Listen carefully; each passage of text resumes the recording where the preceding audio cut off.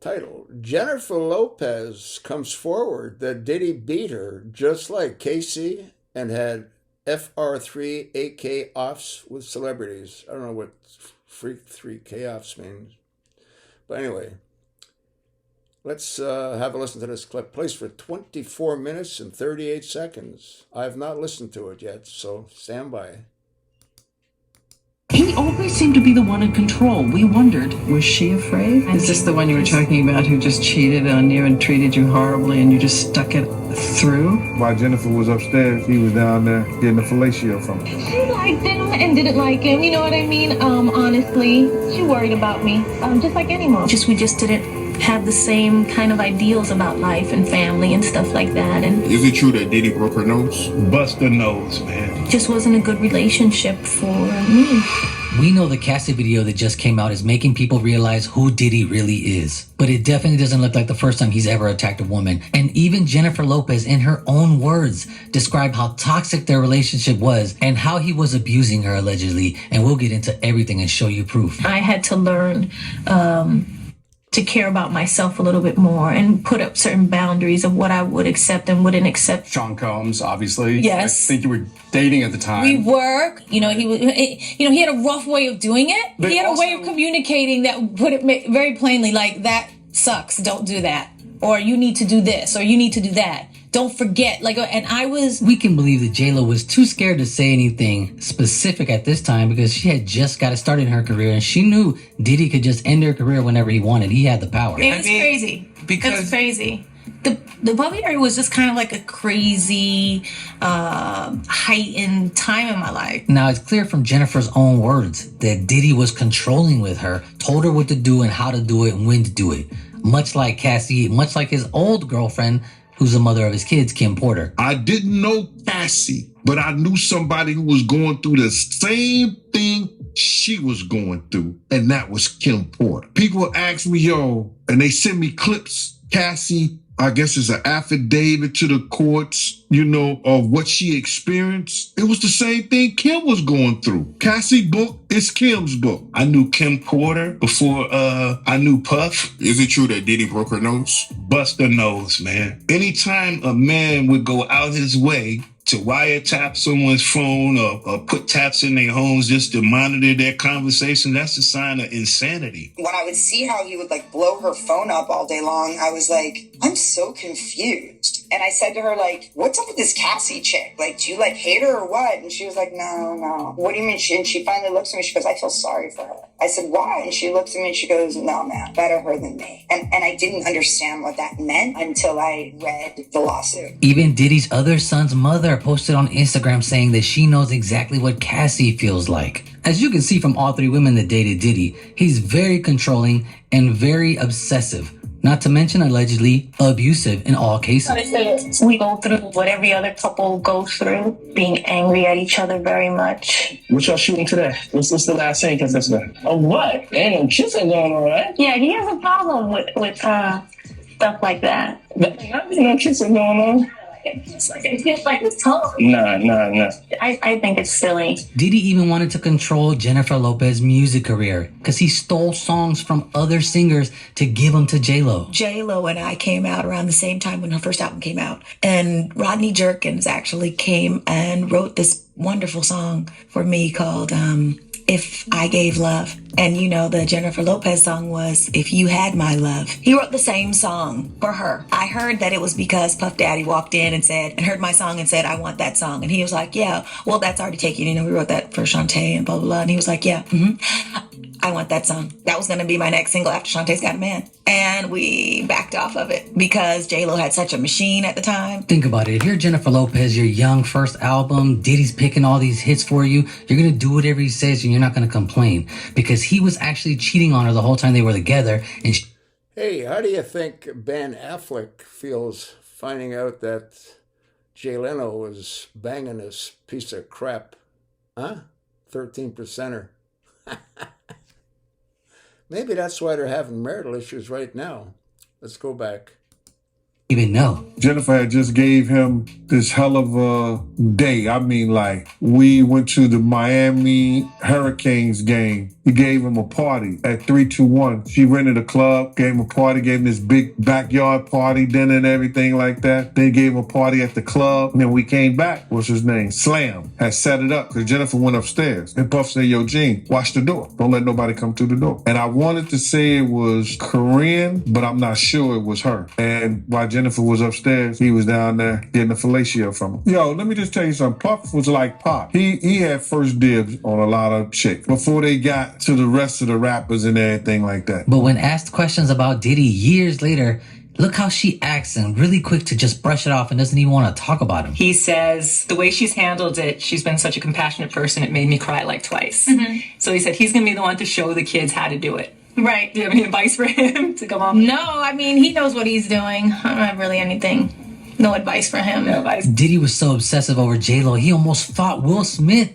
and Jada because they wanted to have a party with her. We were at a birthday party. Either Matt Damien was giving for Ben Affleck. It was just a little gathering. It was at the Four Seasons. Will Smith and his sister and her husband, we were all sitting on this side of the room. Matt Damien, Ben Affleck, Jennifer Lopez, Puff, Will Smith, and Jada, and it was sitting on the other side of the room. He stood up. When he stood up, he walked and did his own some kind of way, so I go towards him. And he said to me, he said, yo, I think Will and Jada is trying to scoop up Jennifer. I want you to stay close because I'm a snuffer. I said to myself, Will Smith gonna beat the shit out you. That shit was funny. He thought that Jada and Will was coming on too strong to Jennifer, making advances. When you were dating J-Lo, Will Smith and Jada tried to pick her up on a threesome and you were gonna beat up Will Smith. Is that true? You really heard that? No. Well, yeah, I watched it on the internet. I don't know what you're talking about. Once J-Lo saw how dangerous it is to be with Diddy, things changed, and that's when they broke up. We had this crazy, tumultuous relationship, and that ended in like a bang, let's say. And almost literally. Yeah, I just kind of hit the wall and was just like, I can't do this anymore. On December 27th, 1999, Jennifer Lopez, Sean Puffy Combs, and Puffy's 19-year-old rap protege, Jamal Shine Barrow, someone tossed a wad of cash at Combs as a sign of disrespect. And at some point, one of those people in that group fired off guns and other gunfire was had. Jennifer got lost in the chaos. According to police reports, the couple jumped into the backseat of his SUV. Officers arrived as the SUV pulled away. He swerved around a patrol car and led cops on an 11-block chase. Officers discovered a loaded gun on the front seat. Everybody was booked, including Jennifer Lopez. They spent the night in the precinct. Police charged Sean Puffy Combs and Jennifer Lopez with felony gun possession. It's alleged that Diddy had Jennifer Lopez doing the same thing that Cassie was doing, holding on to his weapons for him. He would demand Cassie to carry his firearm in her purse just to make her uncomfortable and demonstrate how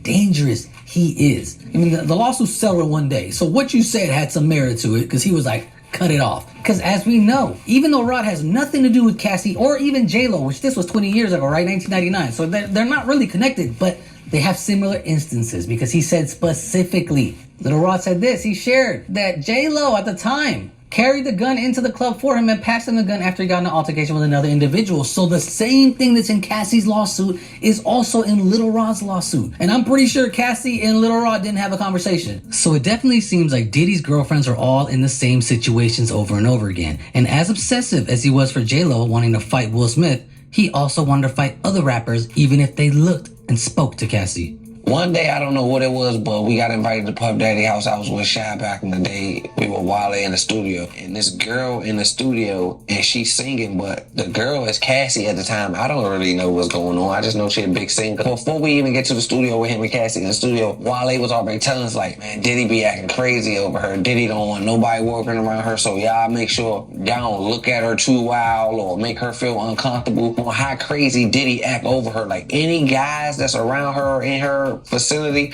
While Diddy not around, he kirks off, he goes off. We make it through the session. We probably like an hour in the session. Her and Wale doing what they do in the studio, but they helping each other. It's just professional, y'all. It ain't nothing like, they ain't doing nothing weird. I don't feel no weird vibes. I don't see no flirting or nothing. It's really professional. They making good music. I swear to God, y'all. Diddy and his security guys walked through this room. I told y'all Wale was in the room.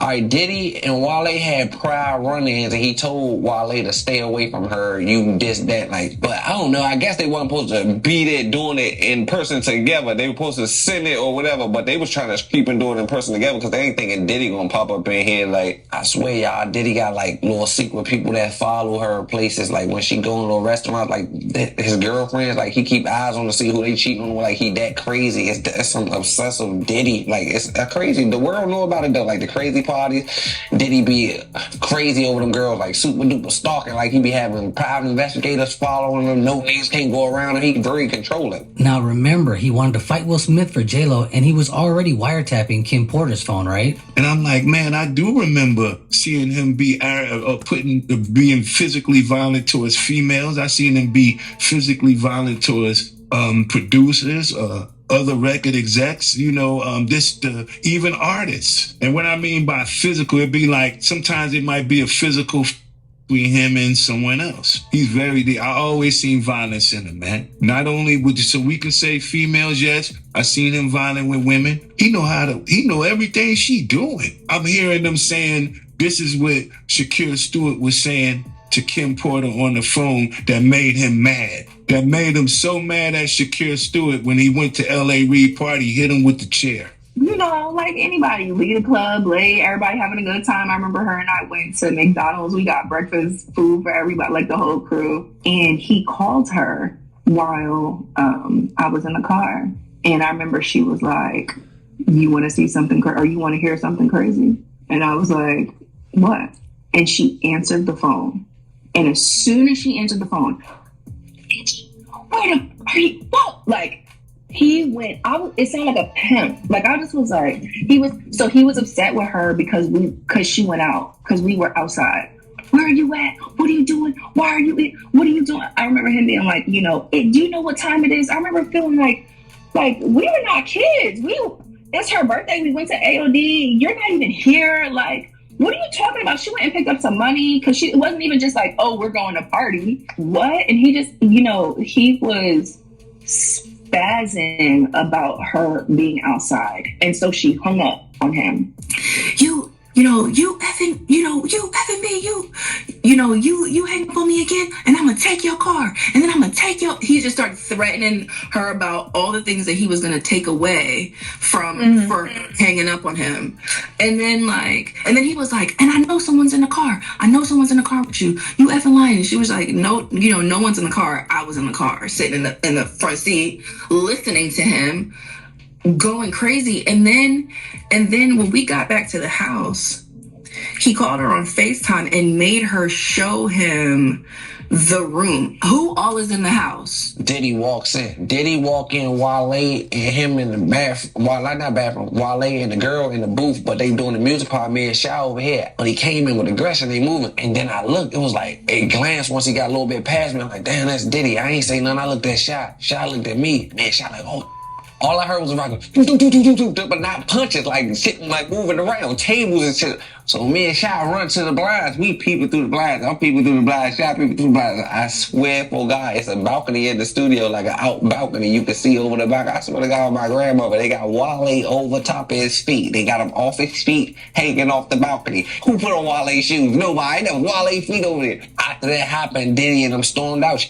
Everybody left, they left with him. Now, even though Diddy came out and said all these allegations against him are nonsense and nothing is true and everybody is just hating on his name, there's been plenty of proof from security guards that work with him that this is how he is. Did I ever see him hit somebody? Yeah, I definitely did. Did I ever see him and Cassie fight? Yes, I definitely did. But there's been times where I jumped in the middle of it and snatched Puff up, because you talking, I'm 260. So me snatching him up was nothing. And that's where I feel like he wrong. That's where I feel like he a coward. It's been times that Cassie called me and I might see her eye blacked up, or I might see some black and blue. I'll be like, yo, what happened? So Diddy allegedly beat Kim, beat Justin's mom, and beat Kim Porter.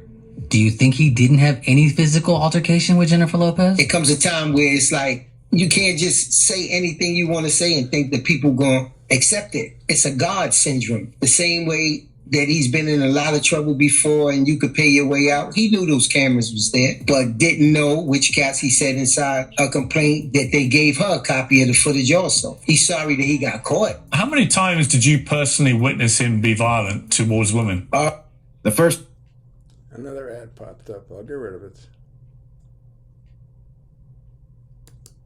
Around 4 or 5 times. I seen him with Cassie and I seen him with Kim Porter, his kid's mother. When you have a problem with every woman that you're dealing with, then I think that problem is inside of you. What did you see him do with Kim Porter? I seen him inside the car, grab her up. I seen him smack her. And one thing about Kim is Kim got to the point where she fought back because she realized how powerful she was. It was one incident on Sunset Boulevard. I just seen the car rocking back and forth. Of course, he put everybody out the car, but I seen the car shaking, so I opened the door. And Kim got out the car like nothing happened. And she told him, she said, I want to see you explain to the media that scratch I'm going to put across your face if you put your hands on me again. A shocked and devastated Diddy spotted at the home where his ex suddenly and mysteriously died. 47-year-old Porter's body found after a desperate call to 911. He was a bad dude. He offered her $1 million once. Like, he could feel that she was disconnecting from him.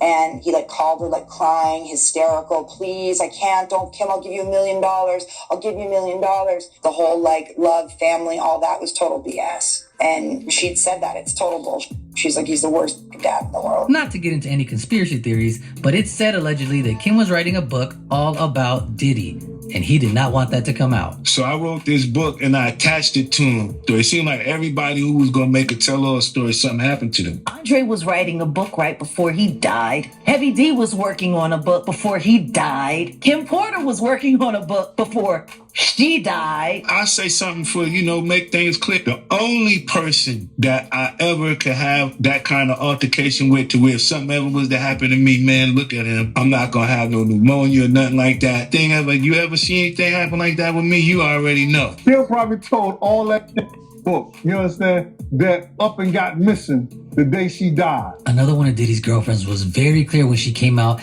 and said what he did to her years ago. But for some reason, nobody ever brought it up. 34 months, he was really nice, but then after that, he started being he was abusive. He was mentally, emotionally, and physically abusing me. We was upstairs and pushed me, and I fell to the ground. He stood over me, and he started punching me like this. And then after he got done doing that, he stomped on my stomach really hard and took the wind out of my breath. I couldn't breathe. The fact that all these ex-girlfriends say the exact same thing. He punches them, he stomps on them, and nothing has ever stopped him from being successful, even after all this, is unbelievable. And the fact that people online were saying, well, what did the women do to deserve it, is crazy. Every single woman couldn't have pissed him off the exact same way. This is something mentally wrong with this guy. So Diddy's never addressed any of the violent things in his past, but the second this Cassie tape leaks out, he immediately addresses the tape because his image is on the line. Do you believe this apology? It's so difficult to reflect on the darkest times in your life. Sometimes you gotta do that. I was stuck. I hit rock bottom. I like how the apology suddenly goes to him being the victim. He has a problem. He's the one who did rock bottom, and he can't believe what he's done. Forget about apologizing to the actual people, multiple of them, who've been on the receiving end of this. But I make no excuses. My behavior on that video is inexcusable. I take full responsibility for my actions in that video. What about all the other times that weren't recorded on video with other women? I was disgusted then when I did it. I'm disgusted now. I went and I sought out professional help. I had to go into therapy, go into rehab. I had to ask God for his mercy and grace. I'm so sorry. But I'm committed to be a better man each and every day. I'm not asking for forgiveness. I'm truly sorry. Other celebrities are criticizing Diddy's apologies and actions as well. Hotel footage of Puff by violently, graphically stalking and attacking Cassie. If that other angle come out, maybe kidnapping as well. That was almost unbearable to watch. I assumed that he would go just hide somewhere. But why would you do that when you are just a glutton for attention? So he pops right back out. Talk about tone deaf. Where are the fucking publicists? But he pops back out with this half-hearted bull apology that was like, it's almost offensive. It was like a slap in the face, that apology. I didn't even watch it. I mean, I watched it because it was quick. It wasn't even, he didn't even try to put some sincerity. When I listened back, I didn't feel like enough time was devoted to just how much of a fucking lunatic that looked like. And I don't think this is the last of it, nor do I think that he is the only one, because it is a mess out here. And he looks like a fucking nut. He looks like a complete monster. Just a complete evil piece of shit. Anything that you've ever heard now is just on the table. You know, and you tone up, and you tone deaf, and you so tone deaf, you on Instagram saying, like, time will tell the truth? You don't know when to shut the f up. Diddy, I just seen that video. He was a... It's our... Another ad just popped up. See that dope Trump? He looks like absolute crap, by the way.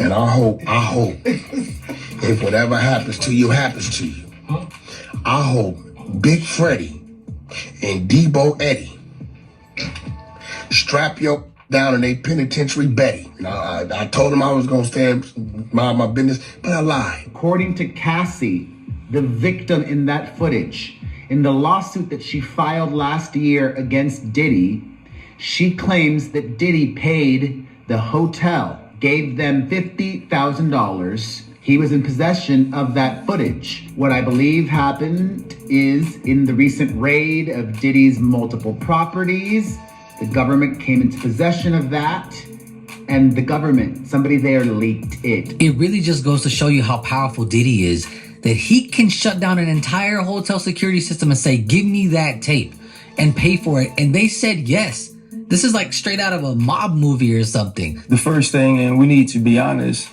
like Sean Combs is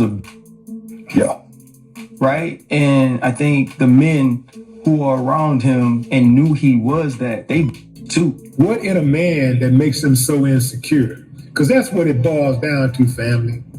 That's an insecure man. That's what it boils down to. If she's that bad, if she ain't nothing, he kicked her and stomped and pushed and beat on her like she was nothing. So if she's that much of nothing, what does that say about you if you with her? And for you to have to beat on her lets me know that perhaps you think you can't really do no better. That the career of Sean P. Diddy Combs, as we know it, it's over. This is over. It's over in the worst possible way, one of the worst possible ways you can imagine. Why in the hell would you put your hands on a female, bro? Especially when you a multi-millionaire. Even if you a multi-millionaire. Point blank, period. No female should make you go crazy, bro. Cut it out, Puff. Cut it. So you were disgusted back then. You're disgusted now. So let me ask you a question then. Was that the last time that you did that to her? Was it the last time you did that to any woman? If you're so disgusted and you went and you got all this help and you feel whatever, and if that's the case, why did you say enough is enough and say that she was lying? Say that, all the things in her lawsuit are not true. That incident was in her lawsuit. I remember that incident because I was around. Remember? I remember her telling me about how you spent $50,000 to get rid of that video. Watching that video the other day was crazy because I thought no one was ever going to see it because of you. And now you're sorry? Really? Cry me a river, bro. You're not sorry. You're sorry you got caught. And I'm glad you don't want forgiveness because ain't nobody giving it to you over here. You know what you did. You're fine with your behavior. That's the bottom line. That is you. That person on that video is part of you. And that part of you needs to atone, needs to take whatever is coming to you because you have already sown these seeds. Y'all know I ain't on that stuff and shit. Because if that Diddy walk past me right now and take the favor, just just straight up, I'll take the favor cuz. I don't care about no apology and all that. You know what I'm saying? Because it's one for a woman to the dog shit out you and you say, oh, I lost my mind. And we can kind of look at it like, oh yeah, cuz got the two-piece that failed. He kind of lost it. But nah, cuz. The way he did Charlotte, that was foul, man. That was some real shit. And you can tell he was doing that shit for a long time. Cause she was frantic. You know what I'm saying? So I don't be on that shit. Got my motherfucking daughters. A celebrity who acted very strange when asked about this was Floyd Mayweather Jr., the boxer. He had a weird thought process when how he could blame Cassie and not Diddy for this. Listen. I'm not going to speak bad about P. Diddy. Mistakes happen, and I can't say if it is or it's not a mistake, but things happen in life. And P. Diddy business is P. Diddy business. It's not my job or anyone else's job to go on the internet and stump him and kick a man while he's down. My take on it is, it's not my business. I don't think it's right at all. And I don't condone it. Even if that happened to my daughter, I would be hurt, but that's the choice that my daughter made. Well, people, let me know your thoughts on this whole P. Diddy situation, all the women that he's dealt with. This guy needs to be put in a joint and get raped over and over and over again. Typical 13%er. You know what I'm saying? You know what I'm saying? You think he's got, what, a grade 3 education? You know what I'm saying? Huh? That's their favorite expression. You know what I'm saying? Absolute garbage.